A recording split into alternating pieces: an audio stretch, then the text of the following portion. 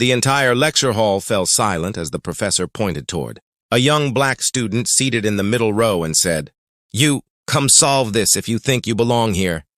His tone was sarcastic, almost mocking, and the class immediately sensed the tension.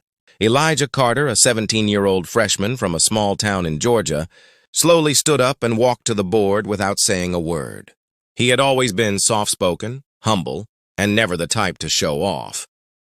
But what no one in that hall knew, not even the professor, was that Elijah had been studying college-level calculus since he was 13.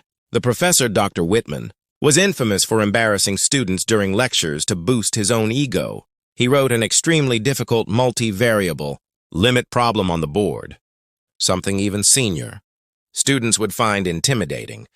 Elijah looked at it for just a few seconds, picked up the marker, and began solving it step by step, his calm demeanor never wavering.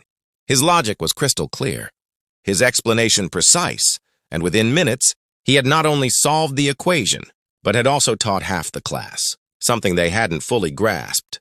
There was no stutter, no second-guessing, just pure focus. At first, Dr. Whitman stood with folded arms and a smug smile, waiting for Elijah to trip up. But as the steps unfolded flawlessly, that smile slowly disappeared, replaced by a look of disbelief. When Elijah circled the final answer, a few students clapped.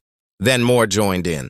Soon, the entire room was applauding, standing in awe of what they had just witnessed. The professor walked over, reviewed the board silently, and muttered, "Correct, every step." But Elijah didn't wait for praise. He simply handed the marker back and returned to his seat as if it was just another problem. The class looked at him differently from that moment on, not out of pity or surprise, but out of genuine respect. What no one expected was that later in the semester, it was revealed that Elijah had already co-authored a published math research paper at the age of 16. The very professor who tried to humiliate him was now requesting him to assist in a university-level research project. The twist? Elijah politely declined, saying, "I prefer to work with people who believe in potential, not appearance." Sometimes brilliance walks in quietly, but leaves a room speechless. If this story moved you, don't forget to like, share, and subscribe for more inspiring real-life moments.